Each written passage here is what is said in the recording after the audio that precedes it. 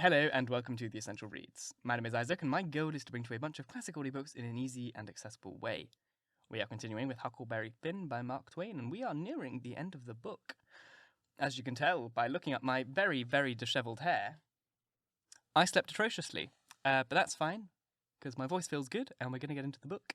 If you want to support the show, like, subscribe, share. If you're on podcast, leave a review, or if you're anywhere and just want to support me for as little as €1 a month, or $1 a month, or one of whatever currency you have, you can support me on Patreon, where you have access to exclusive audiobooks that you will only find there, such as The Alchemist by Pablo Coelho, and the next book to come out, which is yet to be decided. I will do a poll on that very soon here on YouTube, and also on the Patreon, and we'll decide together.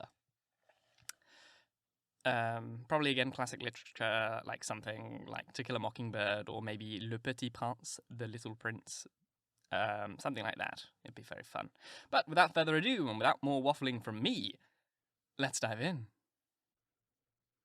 The Adventures of Huckleberry Finn by Mark Twain, Chapter 38. Making them pens was a distressed tough job, and so was the saw. And Jim allowed the inscription was going to be the toughest of all. That's the one which the prisoner has to scribble on the wall. But we had to have it. Tom said we got to. There weren't no case of a state prisoner not scribbling his inscription to leave behind and his coat of arms. Look at Lady Jane Grey, he says. Look at Guilford Dudley. Look at old Northumberland. Why, Huck, suppose it is considerable trouble. What are you going to do? How you going to get around it?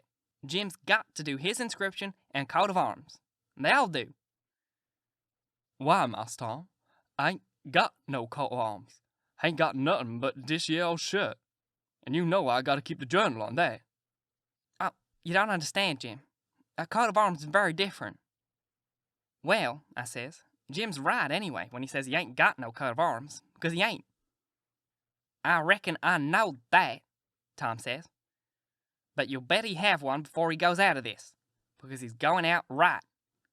There ain't going to be no flaws on his record. So, while me and Jim filed away at the pens on a brick bat apiece, Jim making his out in brass, and I making mine out of spoon, Tom set to work to think out the coat of arms. By and by, he said he'd struck so many good ones he didn't hardly know which one to take. But there was one which he'd reckoned he'd decided on.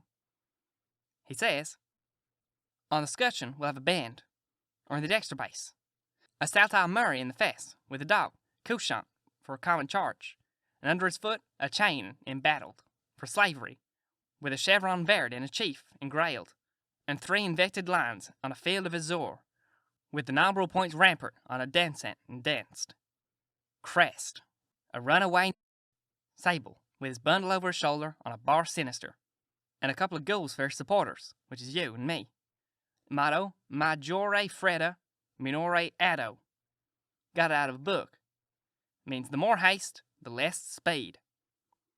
Gee willikins, I says. But what does the rest of it mean? We ain't got no time to bother over that, he says.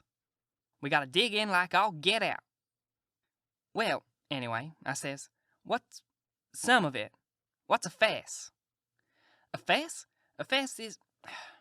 You don't need to know what a fess is. I'll show him how to make it when he gets to it. Shucks, Tom, I says. Think you might tell a person. What's a bar sinister? Oh, I don't know, but you gotta have it. All nobility does. That was just his way. If it didn't suit him to explain a thing to you, he wouldn't do it. You might pump it him a week. It wouldn't make no difference. He got all that coat of arms business fixed, so now he started to finish up the rest of that part of the work, which was to plan out a mournful inscription. Said Jim gotta have one, like they all done. He made up a lot, and wrote 'em out on paper, and read 'em off. So, 1. Here, a captive heart busted. 2. Here, a poor prisoner, forsook by the world and friends, fretted out his sorrowful life. 3. Here, a lonely heart broke, and a worn spirit went to its rest after 37 years of solitary captivity. 4. Here, homeless and friendless, after 37 years of bitter captivity, perished a noble stranger, natural son of Louis XIV. Tom's voice trembled while he was reading them, and most broke down. When he got done, he couldn't no way make up his mind which one was for Jim to scribble on the wall. They was all so good. But at last, he allowed he would let him scribble all of them on. Jim said it would take him a year to scribble such a lot of trucks onto logs with a nail, and he didn't know how to make letters besides. But Tom said he would block 'em out for him, and he wouldn't have nothing to do but just follow the lines. Then, pretty soon, he says, "Come to think, the logs ain't gonna do. They didn't have log walls in the dungeon. We gotta dig the inscription into a rock. We'll fetch a rock."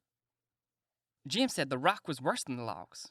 He said it would take him such a pison long time to dig him into a rock, he would never get out. But Tom said he would let me help him do it. And then he took a look to see how me and Jim was getting along with the pens.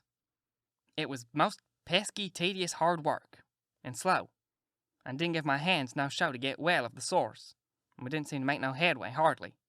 So Tom says, "I know how we can fix it.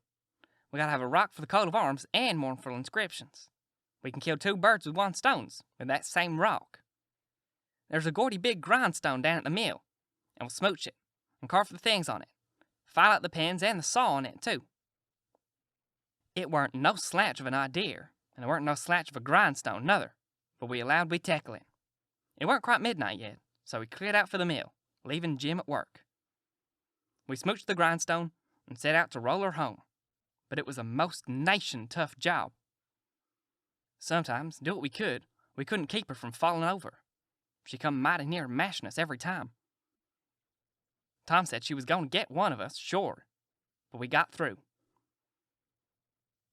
We got her halfway, and then we was plumb played out, and most drowed with sweat. We see it weren't no use. We gotta go and fetch Jim. So he raised up his bed and slid the chain off of the bed leg and wrapped it round and round his neck. And we crawled out through our hole and down there, and Jim and me laid into the grindstone and walked her along, like nothing. And Tom superintended. He could out-superintend any boy I ever see. He knowed how to do everything. Our hole was pretty big, but it weren't big enough to get the grindstone through. But Jim, he took the pick, and soon he made it big enough. Then Tom marked out the things on it with a nail, and set Jim to work on them, with the nail for a chisel, and an iron bolt in the rubbish and the lean-to for a hammer, and told him to work till the rest of his candle quit on him. Then he could go to bed, and hide the grindstone under a straw tick and sleep on it. Then we helped him fix his chain back on the bed leg, and was ready for bed ourselves. But Tom thought of something, and says, "You got any spiders in here, Jim?" "No, sir. Thanks to goodness I ain't, Master Tom." "All right, we'll get you some." But bless you, honey, I don't want none. I's afeard of 'em. I just soon have rattlesnakes around. Tom thought a minute or two, and says, "It's a good idea, and I reckon it's been done. It must have been done. Stands to reason. Yes, it's a prime good idea. Where could you keep it?" "Keep what, Master Tom?" "Why, a rattlesnake." "The goodness gracious alive, Master Tom! Why, if there was a rattlesnake to come in here, I'd take and bust out right through that log wall, I would, with my head." "Why, Jim, you wouldn't be afraid of it after a little. You could tame it." "Tame it?" "Yes, easy enough. Every animal is grateful for kindness and petting. They wouldn't think of hurting someone that pets it. Any book will tell you that. You try. That's all I ask. Just 2 or 3 days. Why, you can get him so in a little while, then he'll love you and sleep with you. I won't stay away from you a minute, and will let you wrap him around your neck and put his head in your mouth." "Please, Master Tom, don't talk so. I can't stand it. He'd let me shove his head in my mouth? For a favor, ain't it? I lay away a powerful long time before I asked him. And more than that, I don't want him to sleep with me." "Jim, don't ask so foolish. A prisoner's got to have some kind of dumb pet, and if a rattlesnake hain't ever been tried, why, there's more glory to be gained in your being the first to ever try it than any other way you could ever think to save your life." "Why, Master Tom, I don't want such glory. Snake taken bite Jim's chin off. Then what is the glory? No, sir, I don't want no such doing." "Blame it! Can't you try?" I only want you to try. You needn't keep it up if it don't work. But the trouble's all done if the snake bite me while I's a-trying him. Mars Tom, I'm willing to take most anything that ain't unreasonable. But if you and Huck fetches a rattlesnake in here for me to tame, I's gwine to leave. That's sure. Well, then, let it go. Let it go if you're so bull-headed about it. We can get you some garter snakes. You can tie some buttons on their tails and let on their rattlesnakes. I reckon that'll have to do. I couldn't stand 'em, Mars Tom. But blame if I couldn't get along without 'em, I'll tell you that. I never knowed before 'twas so much bother and troublesome to be a prisoner. Well, it always is, when it's done right. You got any rats around here? No, sir, I ain't seen none. Well, we'll get some rats. Why, Mars Tom, I don't want no rats. They's the dead blamest critters to disturb a body and rustle round him over and bite his feet when he's trying to sleep I ever see. No, sir. Give me garter snakes if I got to have 'em, but don't give me no rats. I ain't got no use for 'em, sakesy. But, Jim, you've got to have 'em. They all do. So don't make no more fuss about it. Prisoners ain't ever without rats. There ain't no instance of it. And they train 'em and pet 'em and learn 'em tricks.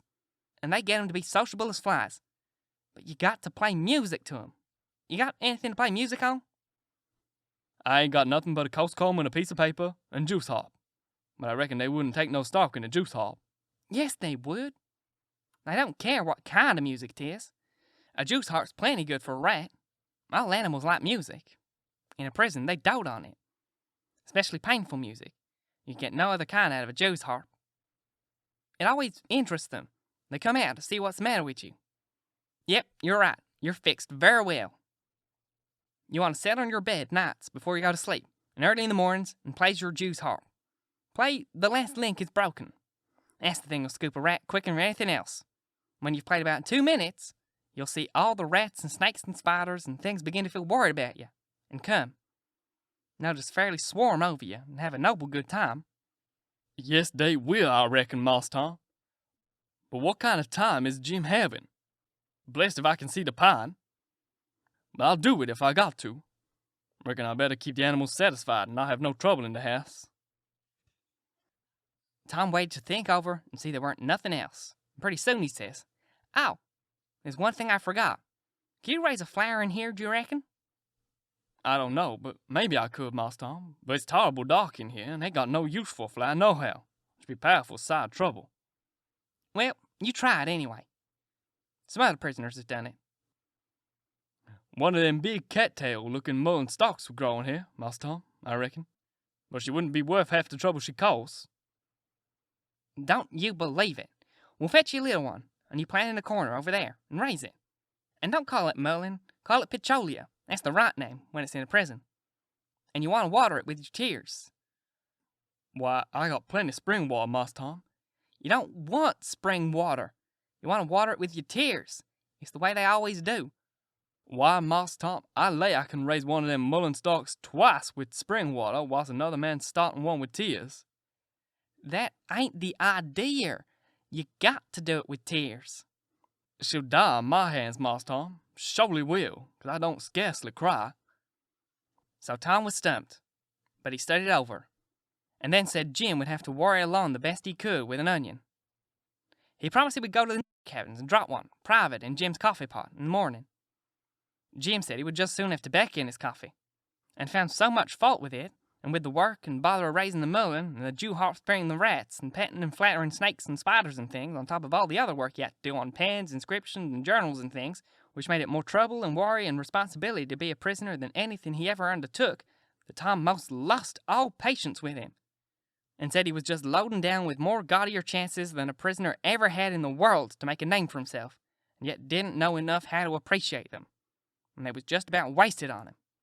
So Jim said he was sorry, and said he wouldn't behave so no more, and then me and Tom shoved for bed. Thank you so very much for listening. If you enjoyed, please like, comment, share, all that jazz, and if you really enjoyed, do subscribe because there is more to come. Only a couple more chapters now. And if you're listening on podcast, please leave a review. It is the easiest way to get this in front of as many people as possible. And if you just want to support me for doing this and want to have access to some cool private audiobooks, you can go to the Patreon for as little as $1 a month. and it is one of the easiest, direct ways to support me. Once again, thank you very much for listening, and until next time, bye-bye.